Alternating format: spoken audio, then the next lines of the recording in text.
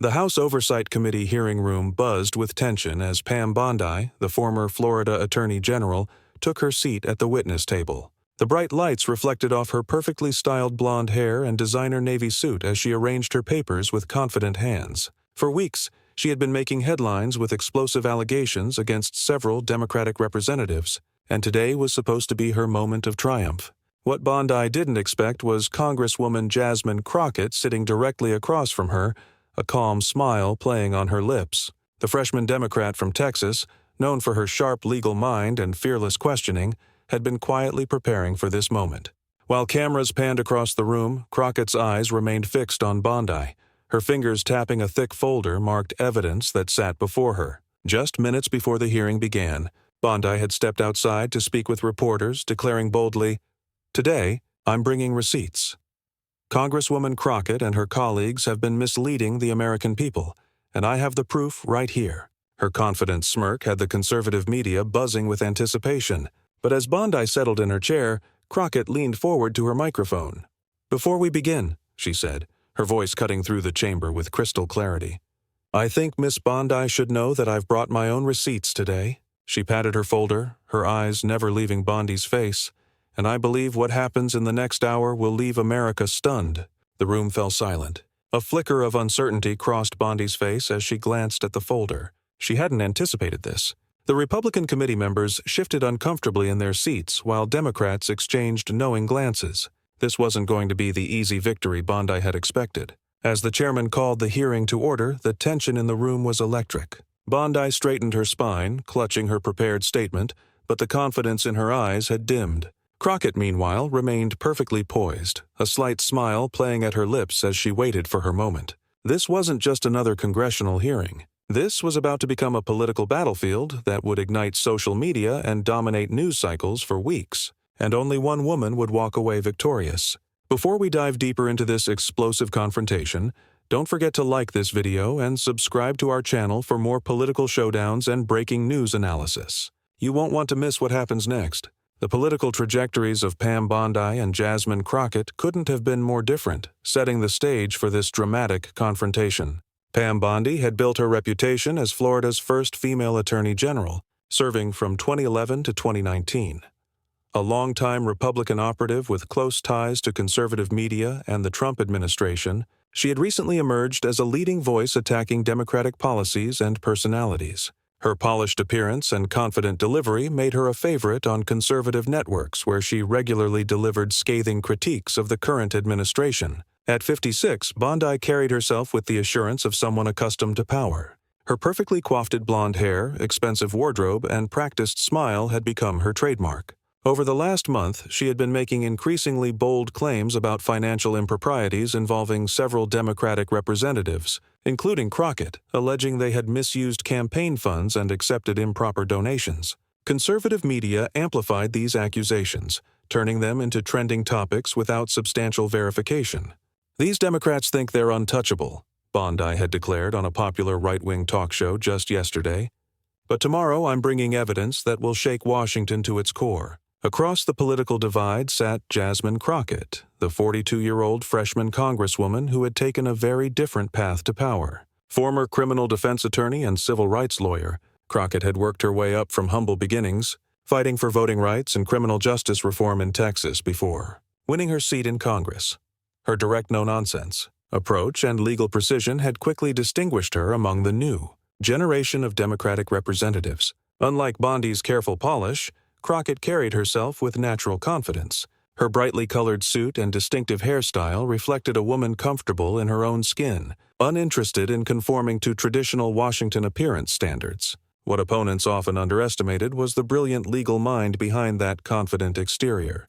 Crockett had built her career winning tough cases through meticulous preparation and strategic thinking. For weeks, Crockett had watched silently as Bondi made her rounds on television, spreading accusations with increasing boldness. Unlike some of her colleagues who rushed to defend themselves in the media, Crockett had remained curiously quiet, issuing only a brief statement. "I look forward to addressing these claims in the appropriate forum with evidence rather than rhetoric." Behind the scenes, however, Crockett and her team had been working methodically, gathering documents, tracking money trails, and compiling a comprehensive response. What looked like passive silence was actually strategic patience. The stakes couldn't have been higher for both women. For Bondi, this hearing represented a potential launching pad back into national politics, possibly positioning her for a Senate run or high-level appointment in a future Republican administration. Her claims had generated massive attention, but now she needed to deliver concrete proof to maintain her credibility. For Crockett, the challenge was existential. These allegations threatened not just her reputation, but the trust of her constituents and her effectiveness in Congress. Beyond her personal stakes, Crockett saw this as a battle against the politics of character assassination that had become increasingly common. As the hearing began, Committee Chairman James Lanford called for order. Today's oversight hearing will address serious allegations regarding campaign finance irregularities. Our first witness is former Florida Attorney General Pam Bondi, who has requested time to present evidence of alleged violations. Bondi approached the microphone with practiced confidence, arranging her papers deliberately. Thank you, Mr. Chairman. For weeks, I've been highlighting concerning patterns in the financial activities of several members of this very committee. Today, I've brought documentation showing what I believe are clear violations of campaign finance law and congressional ethics rules. The cameras panned to Crockett, who sat calmly taking notes, her expression revealing nothing as Bondi continued. Specifically, I've identified patterns in Congresswoman Crockett's campaign finances that suggest improper coordination with outside groups and potential misuse of campaign funds. The American people deserve transparency and accountability from their elected officials. Republican committee members nodded approvingly as Bondi spoke, while Democrats watched with varying expressions of skepticism and concern. The audience in the gallery remained silent, but the tension in the room was palpable. What nobody yet realized was that both women had come prepared for very different hearings. Bondi to deliver accusations, Crockett to execute a carefully planned counteroffensive. Only one strategy would prevail in the next hours, and the political implications would extend far beyond this hearing room. Bondi moved confidently through her presentation, displaying slides that purported to show irregularities in Crockett's campaign finance reports. Her voice grew stronger with each allegation, pointing to highlighted sections of documents projected on the large screen behind her. As you can see here, Bondi continued gesturing toward a complex financial chart. There's a pattern of donations coming from these 5 entities, all flowing into Congresswoman Crockett's campaign fund within 48 hours of each other. This coordination raises serious legal questions. The Republican committee members leaned forward, several nodding vigorously. Congressman Mark Watkins, a vocal conservative from Ohio, jumped in. Miss Bondi, would you say this pattern is coincidental or evidence of something more concerning?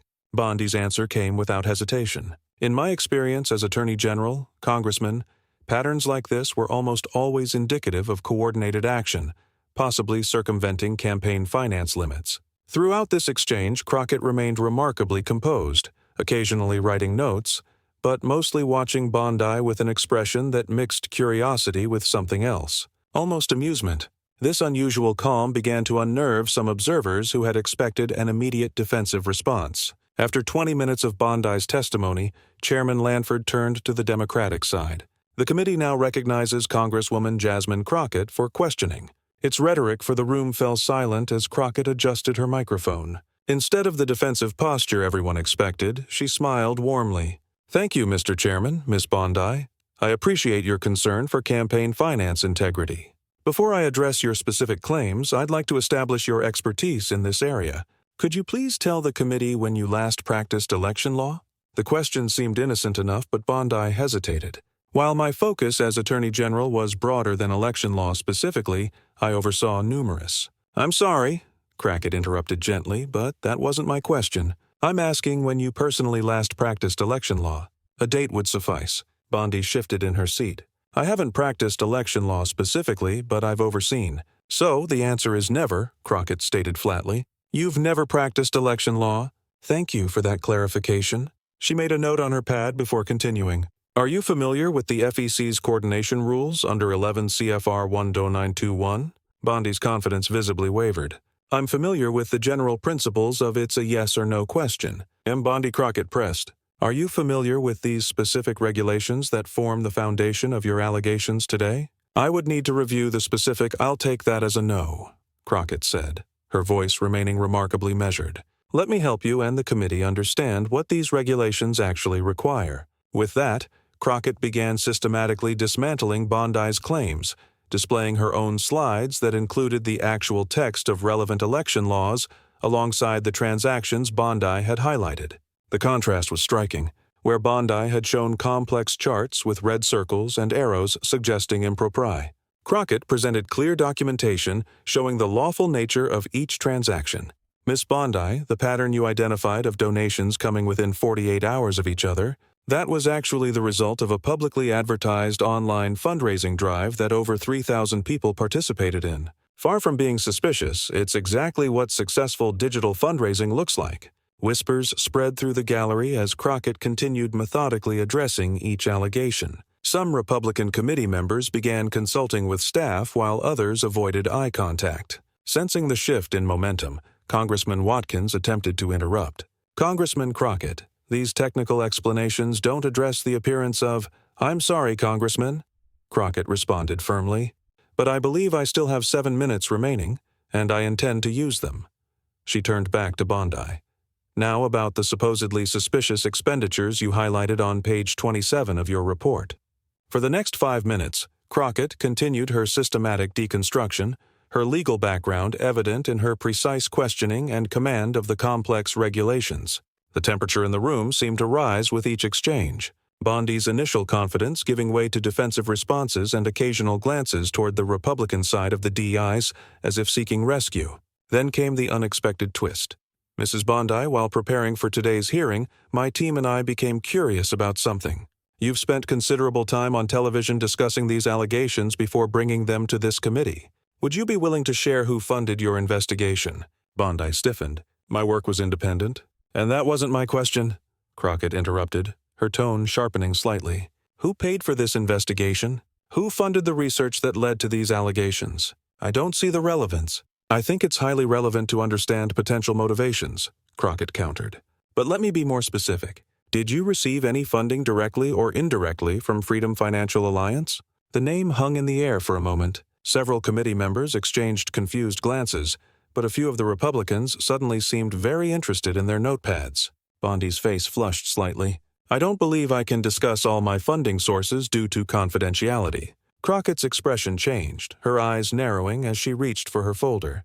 "Mr. Chairman, I'd like to introduce Exhibit A into the record. These are bank records showing transfers from Freedom Financial Alliance to Bondi Consulting Group totaling $475,000 over the past 3 months. Gasps echoed through the chamber as Crockett continued, her voice gaining intensity. "And I'd also like to introduce Exhibit B, which documents that Freedom Financial Alliance is primarily funded by Meridian Strategies, a political action committee currently under federal investigation for, ironically, campaign finance violations." The chamber erupted in murmurs as Bondi's face drained of color. Chairman Lanford banged his gavel repeatedly, calling for order, but the momentum had clearly shifted. What had begun as Bondi's prosecutorial moment had transformed into something entirely different. Her own financial dealings now under the spotlight. As the noise subsided, Crockett looked directly at Bondi, her voice steady. "Mr. Bondi, would you like to revise any of your testimony in light of these financial relationships that you failed to disclose to this committee?"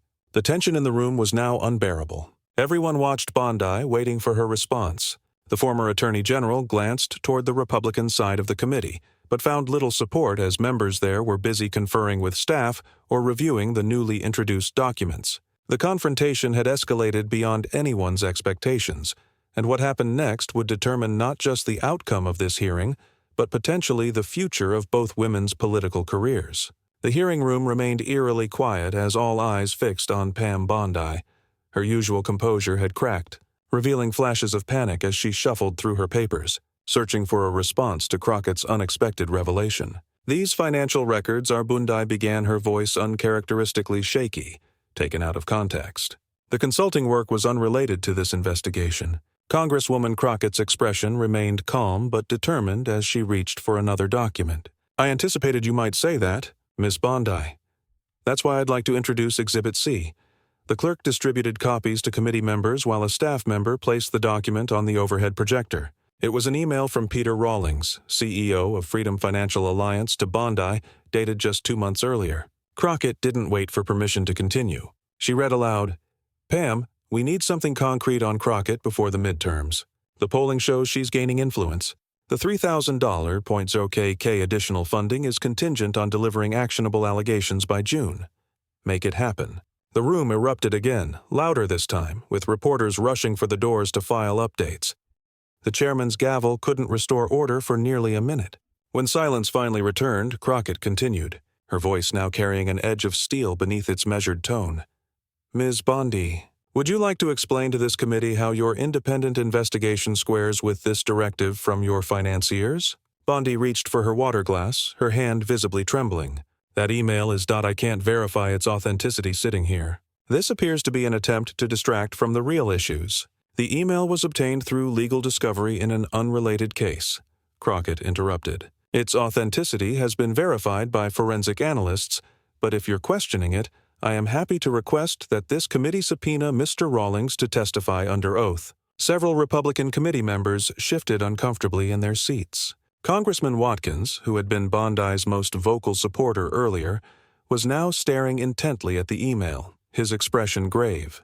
Crockett wasn't finished. She turned to a new page in her folder. Mr. Chairman, I'd like to enter Exhibit D into the record. These are Miss Bondi's travel records from April through May, showing she met with executives from Meridian Strategies 3 times at their headquarters in Arlington.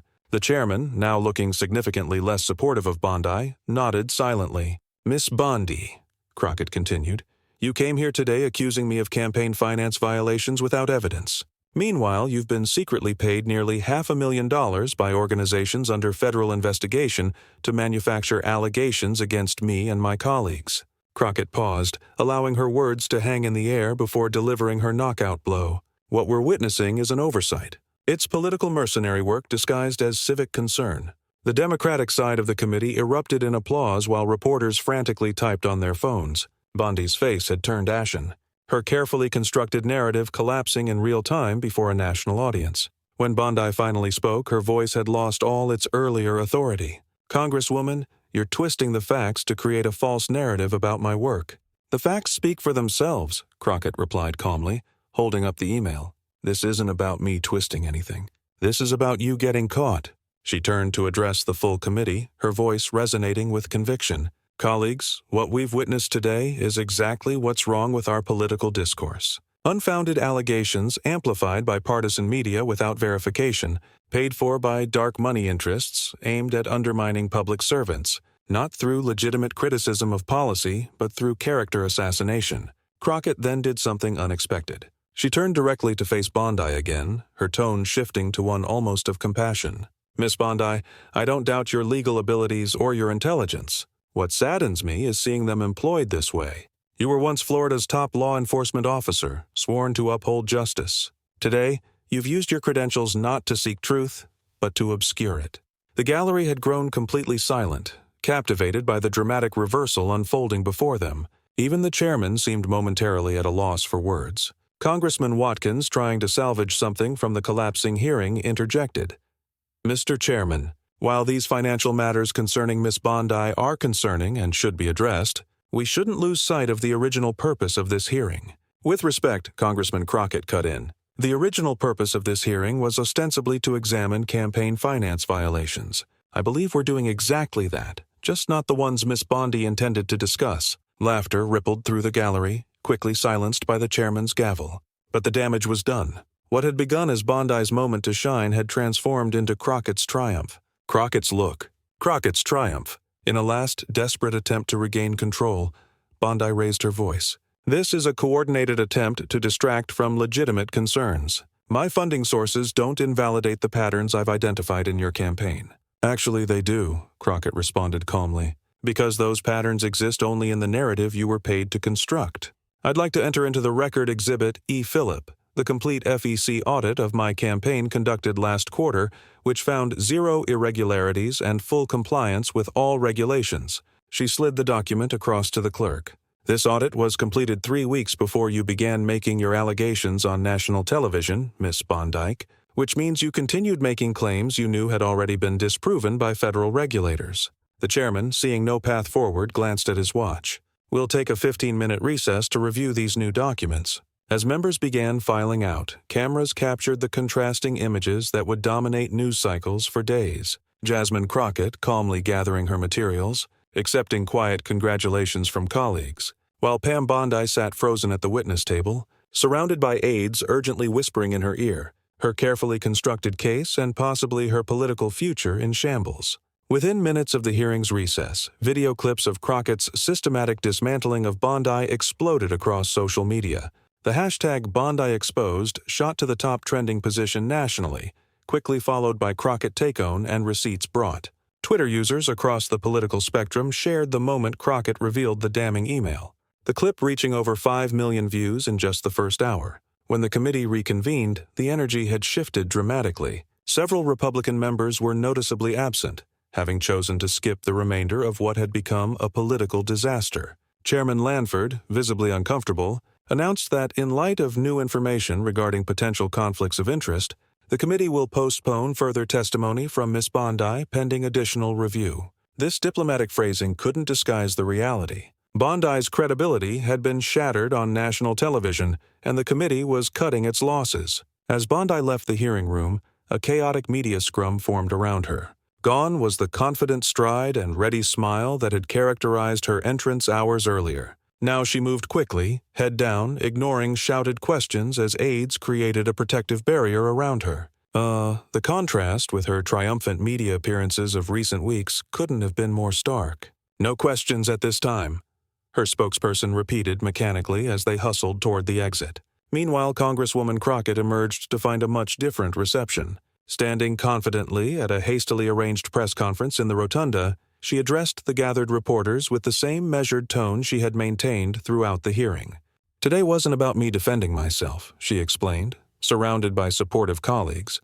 "It was about standing up for truth in our political discourse. When allegations are made, they should be based on facts, not funded by dark money with political agendas." CNN's congressional correspondent pushed through the crowd. "Congresswoman, how long had you known about Bondi's financial connections to these organizations?" "My team began investigating after Miss Bondi's third television appearance making these allegations," Crockett replied. "As a former defense attorney, I learned long ago that when someone comes after you this aggressively, it's worth looking into their motivations." The political fallout spread rapidly across Washington and beyond. Major networks that had given Bondi extensive airtime to promote her allegations now found themselves in the uncomfortable position of having amplified claims that appeared increasingly manufactured. Several issued statements, promising to review their booking practices and ensure proper vetting of serious allegations. Corporate speak for "we got caught promoting baseless claims." By evening, the story had expanded beyond Crockett and Bondi to broader questions about political accountability and media responsibility.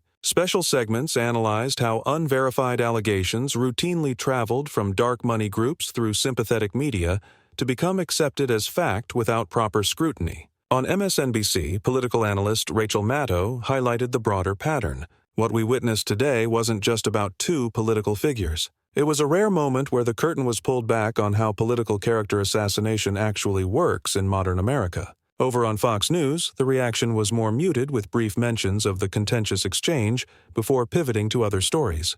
But even there, several commentators acknowledged that Bondi had been unprepared for Crockett's counter-evidence. For Pam Bondi, the consequences were immediate and severe. 3 scheduled television appearances for the next day were canceled.